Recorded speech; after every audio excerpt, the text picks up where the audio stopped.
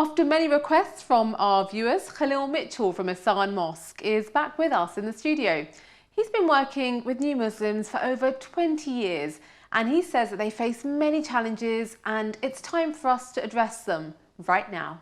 Joining me in the studio this morning is Khalil Mitchell by popular demand. Welcome back, Khalil. After the first episode, we've had so many comments from viewers to ask you to come back into the studio because of the amazing points that you've been making about the rise of Islam today and the pertinent issues impacting new Muslims. Now, you've been in Islam as a Muslim for 21 years and you've been helping new Muslims for many, many years in their journey to Islam, but you feel that there is some confusion, lack of guidance and clarity for new Muslims, which makes the journey more challenging, more difficult than is necessary. Can you elaborate on these with me? Yeah, what we're increasingly seeing is more people saying Shahada, Alhamdulillah, and this is a tremendous thing. There's an inclination for Muslims to become intoxicated with the occurrence itself and not to look at what the individual actually needs. So what I'm hoping to discuss today, with your permission, are some of the points that I feel and are needing to be addressed in regards to how those who are in the mosques, generational Muslims, people who have been born Muslim, how they deal with people who say Shahada or have recently said Shahada. And just as there are ways of going about all the actions of the Muslim, all the activities, everything that we do, there are conditions that are met. There are conditions that are met in the prayer. There's conditions when we go on Hajj, we meet the conditions of that. In many ways, although they're not specific, there are requirements and conditions to dealing with those who actually say Shahada, what they actually need. So, yeah. Firstly, this is not a negation.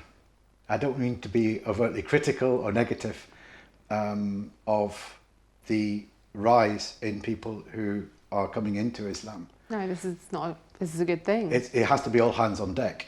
So we've got a situation now where, with many people coming into Islam, first and foremost, they trust in what they're entering into.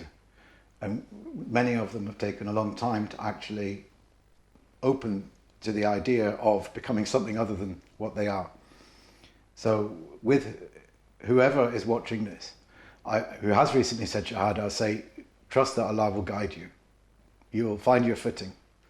And some of the points I want to discuss here are really for those who are around people who have become Muslim, both men and women. I mean, you obviously had your own journey, into Islam, and you've, coming into Islam, it must have been very challenging for yourself, and you must have experienced, a lot of changes and a lot of challenges. And I guess it's that's given you that empathy and that insight into what new Muslims today face. How difficult of a journey and how much of a journey has it been for you? Well, I mean, when one becomes Muslim, one's not automatically granted gnosis. In terms of, you're starting the path. Certain things have to be fulfilled. And of course, we know that as Muslims, we know what we have to do. We pray 5 times a day, we pay zakat, we fast Ramadan, and we go on Hajj if we're able. But first and foremost, when people say Shahada, they are, in effect, entering into a contract with their Lord. The details of the contract are played out throughout their lives. It's not an immediate thing. So, really what we're saying is that once people say Shahada, they have to find Islam. And many people who are on their own kind of find a version of it, which might or not bear any resemblance to the way these things have been carried for hundreds of years. Yeah. So obviously, those who are coming into it, they're not receiving the right guidance. They're having to depend on their own circles, if they have those circles, or their own research, or whatever direction they do pursue. And one of the issues that you feel is of great complexity, and one that you experienced yourself, was the confusion with regarding, the fact that there are 4 schools of thought. And that for a generational Muslim like myself is quite complex and not fully understood. And for a new Muslim, that can be much more confusing, more profoundly confusing. And how would you suggest that a new Muslim should be dealing with that? Well, the 4 schools are something that does need to be unpackaged in the right way. There are other things that need to be considered prior to the person becoming Muslim. For example, the relationships they forged with non-Muslims. Are they married? Who are they living with? How affiliated are they to their non-Muslim friends? And what types of problems can arise in terms of, the living situation? If they're living with their parents, how are these things explained to the parents? So there's a whole list of things here that I think we can go through. Let's do that. So one of them is relationships they have with other people when entering into Islam. Another is their temperament. Many people are used to being completely on their own. They're not able to really be in company. And all of a sudden they're met with these hundreds of people who are all very close to them. That in itself can be quite daunting for many people. There's another issue where, following on from that, Muslims can be quite heavy-handed with insisting they do certain things. Then there's another issue with people being given books and not being given enough attention. So they're kind of like left to their own devices. You accrue this instant library of books that you've no idea of the relevance of what's more important than other things. And this becomes a kind of replacement from company, keeping company and other people spending their time with you. And the other issue that many new Muslims need to kind of understand and look at, and people helping new Muslims, is many of them will be single. They need to think about getting married at some point and how that should be done. So again, something you mentioned is the situation where people who become Muslim have got connections and affiliations with people who are not Muslim, and how is that navigated? Okay, so the first thing that I'd say is that before somebody becomes Muslim, if you have somebody showing an interest, it needs to be understood if they're married or not. Because basically you have a situation where, let's say a lady becomes Muslim and her husband is not Muslim. And one of the things that I had sort of drilled into me is that the need for that to be addressed to start off with. But the suggestion being made that if a lady showing an interest in Islam comes to the mosque, is that it be recommended that her husband come with her, when invite him as well, and the wife can say, look, this is something I want to check out. And really, I think that's something that's very important. It cannot just be this individual who's appearing in front of you without any idea of the context that they're in and the situation that they're facing. So those who are working with new Muslims need to be able to have more empathy and a more personalised, tailored approach of understanding to that particular individual. Yeah, I mean, it's not really any one size fits all in terms of how the person's dealt with. The deen is one thing, but individuals are not. And there's lots of situations that people find themselves in that are quite troubling, that are quite simply not addressed. And they might not know how to open up to other people. So there's not really a situation where you can say it can be a program of how to deal with these things. There's not a structure of how these things should be done. So the first thing to understand is that many people are coming into Islam and they might not have had many encounters with Muslims prior to saying Shahada. Many of them have, many of them haven't. A lot of people have learned about Islam online. So it becomes this kind of thing where, certain things they understand, certain things they don't. And once they have enough courage to come into the mosque, Allah makes it clear to them they have to actually embrace this thing and become Muslim. There's a whole lot of other things that can follow on from that with the permission of Allah, they'll be guided. And they have to have trust in Allah. But there is a great responsibility on those who are witnessing new Muslims coming into the mosque. And in many cases, having said Shahada online, if there's any such thing, or reiterating their Shahada, saying the Shahada again, or people saying Shahada themselves. So there's a lot of things that need to be understood. So firstly, the thing that needs to be grasped is to what degree have they held the company of Muslims? Have they got friends within the community or in the mosque that they are affiliated with who are taking care of them? And many, as we know, do not. Many are approaching and embracing the faith with very little company with Muslims who are good role models for them. Well, there's a certain thing of, when you have a group of people and something is happening, there's a tendency to think somebody else is taking care of it. So it's not that they're being ignored. You just assume somebody is guiding this person. And Muslims who are witnessing others who have said Shahada coming to the mosque, as long as they see them every Jummah, they think everything's okay, when there could be all sorts of things going on that are not really being addressed. And a lot of the time, depending on the temperament of some people, they're not going to open up to everyone about situations they're in. So what really has to happen is their needs need to be understood. There needs to be somebody within every community, or a group of people within every community, to actually ascertain what's going on in that being. You know, what do they actually need?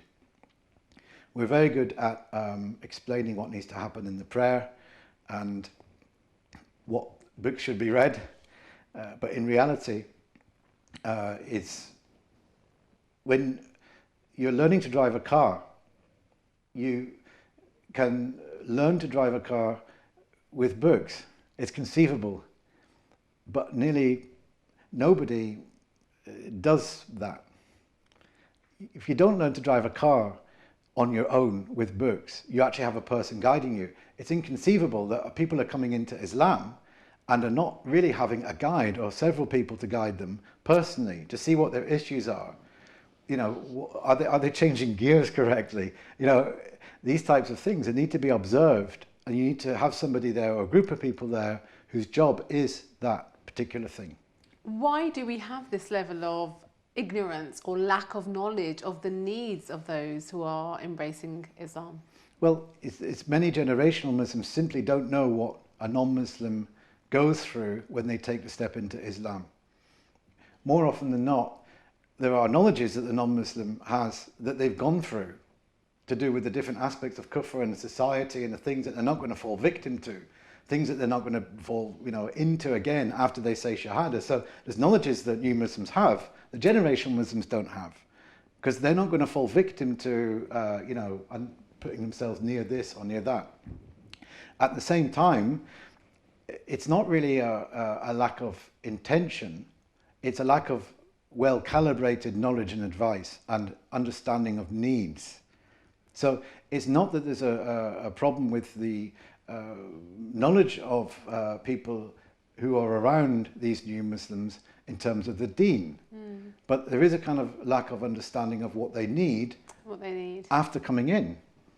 And as someone who wasn't born into Islam yourself as a child, and you've had to go through that journey, do you think that whole journey has given you that understanding of the needs of new Muslims that are emerging today and enables you to be more effective in your role when you're working as a resident at Ihsan Mosque with many new Muslims? Well, yeah, Ihsan Mosque in Norwich, as we spoke about last week, was founded by people who embraced Islam. So we've got that type of foundation. And generally we're identified as a place, a kind of oasis of people who have said Shahada. So for a long time, for several decades, people who, come into Islam, even worldwide, somehow heard about Norwich and then knew there was a whole community of people who had found Islam and had forged a community and got a mosque. What we find now in Norwich is that there's a great many people who are obviously generational Muslims. And, when you've got a whole group of people who become Muslim, they might be categorized as one thing, but their children are not. They're generational Muslims. They've taken something, and in Norwich, in the case of Norwich, their grandchildren of coming in, continuing that line. So there's a few things that we understand that ought to be elaborated on in terms of how the deen is explained. Now, something you mentioned earlier is that a lack of explanation of the different schools of thought. Okay, so I can share something from my own experience after becoming Muslim, that I was met with people praying in different ways, and it was quickly explained to me, there's differences of opinion, which I had no problem with. And then I was advised to follow the strongest opinions. And as I said last time we spoke, what does somebody who's new to Islam understand about the strongest of evidences? How do they arrive at that? I didn't know Arabic. I had no idea when I've got one thing to do and another thing to do, is this permissible or it isn't permissible? What I tended to do, and what many people who become Muslim fall into, is following the hardest of opinions. So when you're met with something that there's differences of opinion about, you play it safe. And this is explained to people, play it safe. When there's a grey area, take the side on that, means you're avoiding something. That's all very well, but what you find quite quickly is a type of burnout. You quickly find many people after becoming Muslim go for a type of cultural change, which is not necessary. And certainly in the case of the Medinan Amal, the Medinan Madhab, or Maliki Madhab as it's known, once that's understood, you don't need to give up a lot of the things that you think you do. But this wasn't explained to me. I ended up having people saying, follow this thing, follow that thing, and I took the route that was hardest. And then how did you come out of the route that was hardest into a more, I would see as a more balanced, moderate pace of your faith? As others, like, for example, the famous, Cat Stevens, Yusuf Islam, seems to have done that as well, been through the journey of having taken things to a very strict level, but over the course of the years, he seems to have found a slightly different balance. Well, it's differences of opinion regarding particularly music in his case. That's a great example. It's quite clear that certain groupings of Muslims got to him and put a type of fear in him. Probably many of them, because he was a musician. He was told, you've got to separate yourself from music. And then it was a kind of like a certain criteria of what was permissible with the type of music that he could make. And then, as we know, he did many albums of things that are nasheeds and Islamic songs for children. But basically, the routine thing that happens when anyone becomes Muslim is that they're kind of forced into this thing of following evidences and reading books that tell you if something is forbidden or isn't forbidden, and you've other people that you listen to around you that you're going to take an influence from. And the thing that's quite common, I certainly found this, is the mosque that I was affiliated with after saying Shahada. People would routinely go around and ask each other what's their evidences, meaning hadith. You couldn't say anything to anyone without them asking what's your evidences. Now, there's no denying that the hadiths and the sciences surrounding them have to remain sacrosanct. They are sacred, they are extremely important. But it seems as if when people become Muslim, there's all these different things that they have to understand that take a lifetime to learn. So how can it be that all of a sudden you say Shahada and you're supposed to have a knowledge of strongest evidences? You're supposed to have a knowledge of all the different areas, the different sciences within Islam, fiqh, aqidah, all this stuff, and you're expected to have a comprehensive knowledge of it. It's impossible for a single person to grasp all of these things. How can this process be simplified from your own experience, Paul? In community. Do emphasise. So, and it's what I laid a lot of emphasis on last time, is that in a community you have a range of different men and women with different knowledges. So you're leaning on people who have the necessary understandings to find answers. So you have somebody of fiqh who can guide you in that regard, who people are encouraged to learn the prayer from and other things. You have people of Arabic who dedicate their time to learning that. You have people of knowledge of the Quran. You have a range of people, and most importantly, certainly in the case in Norwich, you've got people that know about how the world works and the dangers of the world and how certain things can be countered and certain things can be addressed, and how you're going to go into a certain step. If you step here, there's going to be trouble. If you move over here, it's going to be safer. And so certainly we've got that in Norwich. And as I said, the second part of my Shahada was moving to Norwich and having the Deen explained in a particular way. And I remember many instances where, with my kind of form of being a Muslim in Edinburgh and kind of being on my own and picking up the habits, that I was told, sitting down at the table with Abdul Samad Clark, having coffee with him, started to talk about hadith to do with the end of the world, that somebody had relayed to me. And Hajj Abdul Samad stopped me and he said, we're not scholars of hadith. In other words, you don't need to speak about these things. So there's a behavioural reality in places like Norwich where Islam is inherited, it's learned over time. The qualities and behaviours of Muslims and in the way that they are is kind of like chiselled into you in terms of how to deal with everything, how to understand everything. But you obviously have that, you moved to Norwich to embrace a community that you found quite rich and fulfilling and inspiring. Many new Muslims do not have that opportunity to move to Norwich or to be in a community where they have that inspiration or where they have that positivity or where they have that, that nice, wholesome Islamic influence. What can they do? Well, there's many new Muslim organisations that have popped up in pretty much every city in the UK. And there's certain safeties within them.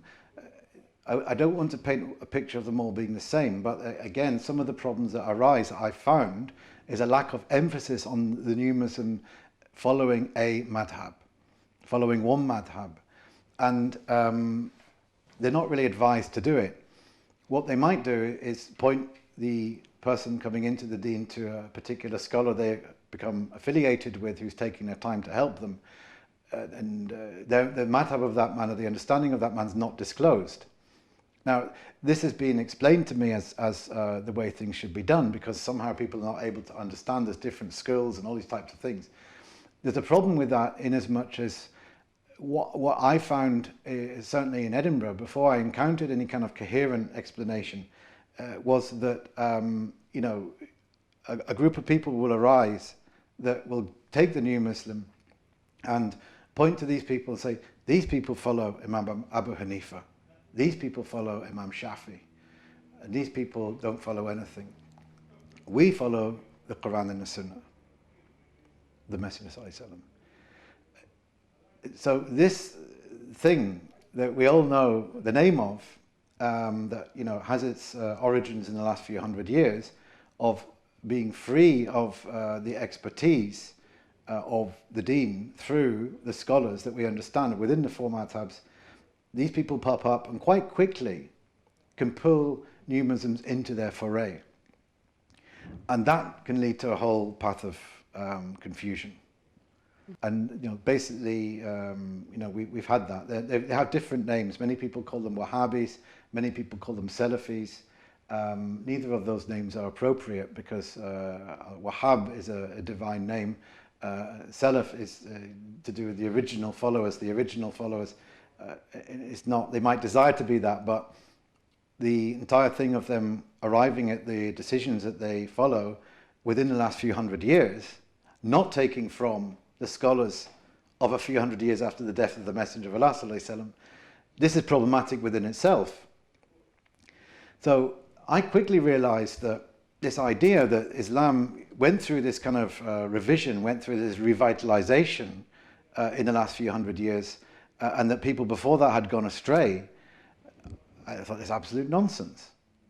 I don't believe people before the arrival of Muhammad ibn Abdul Wahhab had gone astray. There might have been instances of people who had gone wrong and doing wrong things, but you cannot say that the lineage, the inheritance, the knowledge, the lines and narrations of what Islam is had been severed.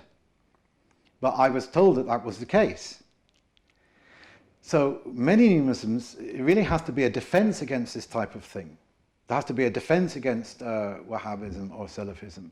Why do you think so many new Muslims are influenced by Wahhabism, which can be quite a very extreme form of Islam? Is it partly because, I've often found when I used to scour for books on Islam in bookstores, in certain areas, that the books were generally often from Saudi Arabia, and they were, well, I realise now that they were espousing a Wahhabi form of Islam. Do you think it's because of the literature that's out there that they get caught up in this more stringent aspect of Islam? The Salafis are appealing to many people who've become Muslim simply because it appears to be simple. That's the main reason. As I said to you, it's very easy for somebody of that persuasion to point a finger at people of the Hanafi school or the Maliki school or the Shafi school, and to say these people are following their respective imams and not following the Messenger of Allah sallallahu alaihi wasallam, which is completely wrong. You know, so the madhabs, again, it had to be explained to me. The expertise of the sciences of Islam was maintained through these different people of knowledge. The main thing Salafis inculcate in a lot of people is a lack of trust. It becomes this individualized Islam. For people that have had a hard life in terms of their social adventures, or people that haven't really encountered many others, and people who are online all the time, you know, this thing of not trusting anyone works quite well with them. And which is, you know, it's kind of like it matches the way they actually are, because, you know, you've got this thing where you can't really trust anyone until you've learned the evidences yourself. But the irony is that half the men that tell them haven't read the books either. It just becomes this kind of like emergency situation where major aspects of the deen are kind of like ignored. And hadith are misinterpreted to put the frighteners on people who talk about the need for an emir, for example. You know, there's a well-known hadith that's misinterpreted that Salafis use to say, well, you don't follow anyone, don't follow any political leaders. So it works very well with the modernist, socially isolated, individualist new Muslim. That's why it's appealing. And another problem, along with the Wahhabi interpretation, also that you have experienced from your interactions and engagement with new Muslims, is that many are influenced by social media, which can also be a dangerous route. The first thing is to understand the nature of the internet. It's very useful in terms of relaying information to people, relaying something to people. It's not that people can't be educated online. It's not that people can't have their hearts moved by Allah online. But the best use of the internet, from my point of view, I'm on social media to promote events that are taking place in a location. So it becomes a kind of signpost to something that's taking place in a location. It's safe to say that a great many occurrences are happening where the internet is being categorized as a certain thing that is not actually what it is. Social media is not social. It's something that can be social if it's used for the right reasons. So again, also with knowledges, and when you're learning about Islam online, where are you taking it from? There's a whole lot of YouTube videos that will pop up with different scholars saying different things, and I mean, there's no doubt that, again, I'm not denying the fact that people's hearts can be moved online through hearing something. And I'm not denying that that's a sincere thing. But once somebody becomes Muslim, they kind of have to get into the zone of company around other people. So other things can take off. So just going back to something you said earlier, obviously you feel that, you know, there is a lack of clarity and guidance, but because you have had your own experience and you do work regularly with new Muslims, do you bring a fresh approach in your interactions and in your guidance and your teachings to them on how they should move forward and embrace the faith living in the West? No, I lead them to other people. It's like, as I said last time. Yes, you lead them on to other people. Yeah. I mean, I'm not a teacher of the deen. Yes. You know, Yes. something that I'm really a smiley guy that goes into different places and welcomes people who come to the community and deals with them in that way. It's not really something that I can do. There are some things that I can explain, but when it gets to the nitty gritty, which, you know, maybe we'll discuss in the future, of key essences of what we've talked about, I'm not really able to teach them. And again, part of my freedom as a Muslim is that with whatever I need to discover or find out about, being questioning or finding out if a particular hadith is authentic, or finding out what one should do from a point of view of fiqh, or struggling with something inside myself, which is something you speak to somebody of tasawwuf about. I can find all these people very easily. They're within the location of where I live. You're on your speed dial. All the time I'm on the phone. I'll call up people from TK Maxx or wherever it is, some shop, and say, can we buy a silk tie? you know, and I've done it, not now, but I did do that when I was fairly new to Islam. So it's a lot easier when you've got a range of different people around you who follow a teaching and have different knowledges. But being on the ground, being that person who does connect with new Muslims, what do you find there are certain themes, like we've just talked about many themes that are challenges, but do you find there are certain themes for new Muslims that keep arising that they find to be most challenging, or what would you say is the most challenging one for them? People approach life in a structuralized way. They follow a series of rules and then they become Muslim and they follow a different series of rules. The purpose of Islam is to become human, to become a human being. It's not moving from a kind of checkbox system of this is something that should be done, this shouldn't be done, to another checkbox system of this is halal or this is haram. There's an element that people have got that why they became Muslim was, there's infinite reasons why people become Muslim, but ultimately they're wanting to become real, they wanted to become human. Now this has to be held on to, and you could say a kind of mechanized, binary, structuralist way of seeing the world, once they bring that into Islam, and a great many Muslims follow the deen in that way as well. Mm-hmm. So I mean, there's a place for the rules and regulations which are very important, but there's a place which we need to recognize the humanness and their personal situations. It needs to be more holistic. The thing is that when people are directed to this engagement with the world as based on yeses and nos, and it shouldn't be like that. It shouldn't be like that. It's not that. It's something that's got to come out from within. Yes. Now, the yeses and nos are clear. Yes. Sheikh Mohammed ibn Habib, rahimahullah, a very, very great sheikh from Morocco. I'll relay a story that, I'm paraphrasing what I've heard from somebody else, but quite an amazing story. Somebody came to him and asked him, is such and such halal, such and such haram? And he said the halal and the haram are obvious.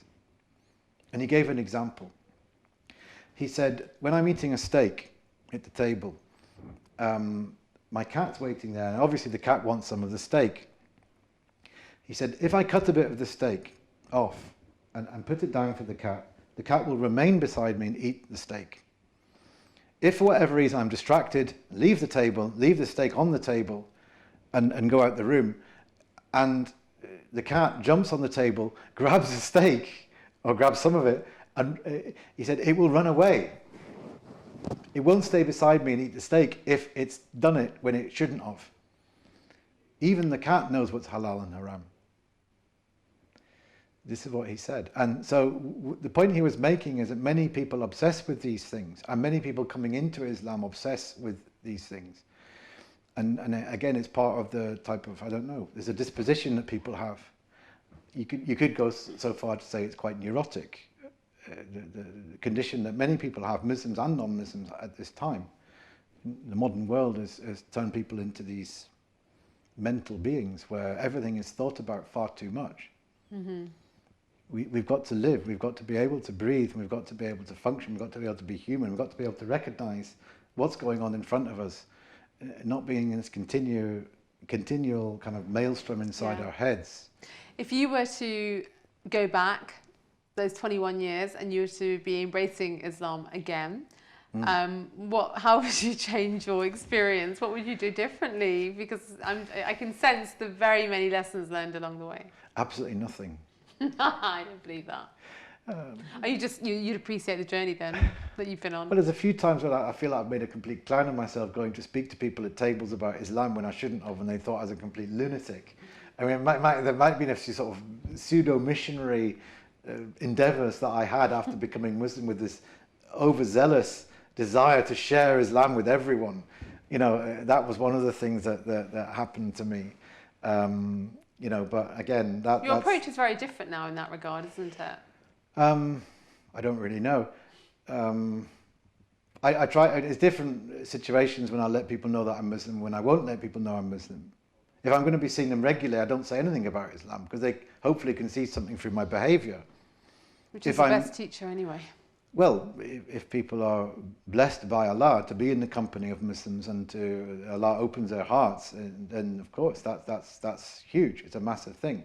But with many people who I kind of connect with spontaneously for a very short amount of time, who likely never see again, I'll try to mention that I'm Muslim to them, because if they see any value in me, if they think, who is that interesting guy, I don't want to have them attribute that to me as something, you know, I'm just a cool guy, you know. I want them to know the lineage. If that happens, you know, if they look at me and go, you know, wow, I think, well, I'm a Muslim. Such a cool dude, but he's a Muslim. Wow. Yeah, well, that's kind of, yeah. I mean, it's like, you know, I want them to take something away as a reference point as to hopefully a type of reality that's benefited me. That was within people who I'd spent time with and then eventually became. So we've had this great discussion on a fascinating topic. Where do we go from here? What would you like to see? What changes would you like to see deep within you? Well, there's a lot. At the same time, Some of the most prominent, perhaps. we have What to do you think have, would be most helpful? we have to have trust in Allah, that hidayah is from Allah, guidance is from Allah, and we have to know that however things turn out is due to His decree, and there is no changing that and no different outcome. At the same time, it might be that there is a protection of those who are born Muslim and a protection of those who are becoming Muslim, and we hope, we ask Allah to make us means for that protection and expansion. And it might be that Allah wants to bring many, many people into Islam, more than we can possibly imagine at this point in time. We had 2 shahadas in one day back in Norwich. What? Last week? No, a week last Friday. Really? Completely unrelated. You know, and many people are telling me that, you know, people are coming from London saying, my local mosque in London, somebody became Muslim there. But again, it's got to be all hands on deck. And I know you're not the biggest fan of social media in terms of advice and information, but also online, on social media, the number of people who are embracing Islam on these platforms that we see, as we are able to evidence them and see them for ourselves. It is phenomenal. It's phenomenal. What do they type a shadow and la ilaha illallah? No, not in that way. Oh, you mean a video? Yes, video. Oh, okay, yes. Sorry. No, not quite though, in that way. Allah knows the validity of that, but I'd recommend that. Those like on revert stories. Who are actually being filmed. Oh, sorry, yeah, yes. Videos of real shahadas. Yes. Yeah. No, well, alhamdulillah, I mean, it's something that we're very uplifted by, and joy enters our heart, particularly when you witness a shahada that happens right in front of you. At the same time, we have to have our wits about us in regards to dealing with these people and making sure we don't just assume they're being taken care of. You've got to be the one that's going up to them and saying, have you, you know, is this happening or that? I mean, keep an eye on them. In Norwich, we have to do that. You know, it's easy for, certainly in Norwich, it's easy for us to think, you know, somebody who's coming every week to the mosque is kind of like, okay. There's a seismic shift from somebody coming into Islam from not praying 5 times a day to praying 5 times a day. And the emphasis on the need to pray 5 times a day is one of the most important things that we all need to make sure that new Muslims are learning, and to a point of validity of the prayer, how it's being done, and sticking to every day. And we need to be encouraging them that they just need to do that. And we have a sheet that we have basically just a single prayer sheet with all the transliteration, you know, Alhamdulillahi Rabbil Alameen, with the sort of different things. This was similar to what was given to me. It's like one sheet that they can hold to learn, and it's permissible to hold this in the prayer. Universally, you can have this thing. They just need to sit there and do it. They need to make sure they do it 5 times a day, and it's very hard at first because sometimes it might take 20 minutes to do the 4 rakats because you're sitting there going, you know, saying it gradually. This is a type of thing that new Muslims need to be, in some ways, this needs to be monitored, and they need to be asked, have you got this yet? Is this happening? There's so many different areas that you've brought up that are all highly relevant and very interesting and very important. But over time, these are things that hopefully ideas that people will listen to and ideas that will spread and awareness will grow. I'm sure you'd like to see some of these ideas, inspiring others who are meeting new Muslims to help them be more emphatic in their approach to them, to be more understanding, and to think of perhaps more innovative, creative, inspiring ways to bring people towards Islam, which is not as it has always traditionally been. There is no need for any new ways of any way, shape or form. What needs to be is a kind of revitalization of what we had before, what all Muslims had, which is community. And it's not easy to initiate something that makes sense in that regard. As I said, it involves many people of certain knowledges being together, a unified teaching, and dynamic individuals within that. Norwich could not have been created by man. It came through men. As I said, Sheikh Abdul Qadir was a means, Rahimullah, was a means for Norwich to be established, and different people directed in different ways. But you cannot easily make something like that. No. So I'd say that places like Norwich and other communities that I know that have that kind of form, with an emir, one of which is in London, one in Bradford, one in Norwich, one in Grenada, one in Cape Town, and other places that I might have forgotten. That type of thing is created in a manner that is, it's not. There's no structure to creating it. There's no real way in which you can have a rule book to creating a community in that way, other than the deen. But again, certain teachings of the deen are taken, like Amarit, like the need to have an emir when you've got more than a group of people together, which we know from the hadith pertaining to traveling. These are foundational things, and Allah knows, inshallah, there'll be other places that will take these teachings forward. I think some of those of you at Norwich, at the Asan Mosque, perhaps need to put pen to paper. Well, they have already. And perhaps again, even more so in this particular area. These things are hard to, as I said, you don't learn to drive a car through reading a book. There's certain things that you need to have that but are it can through always experience. Help along the way. But yes, Yeah. It's community, as you said. I think that there could be a need for that type of thing, guidance of some kind in the form of a guidebook or something like that, maybe. But again, there are many different books that deal with the different aspects of what we have been given in Norwich and what we hope to protect, bi'idhn Allah, in Norwich. There's many different knowledges of these things that have been highlighted by different people. Is there anything else you'd like to add? Thank you very much for having me. It's been a real pleasure. It's been fantastic having you on the show again, Khalil. We hope you join us very soon again. Thank you for all your knowledge, wisdom and inspiration. Okay, thank you very much for having me. That's it from myself and Khalil Mitchell for this week's In the Spotlight with myself, Aysha Iqbal. I'll be back with new innovative interviews and discussions on In the Spotlight very soon.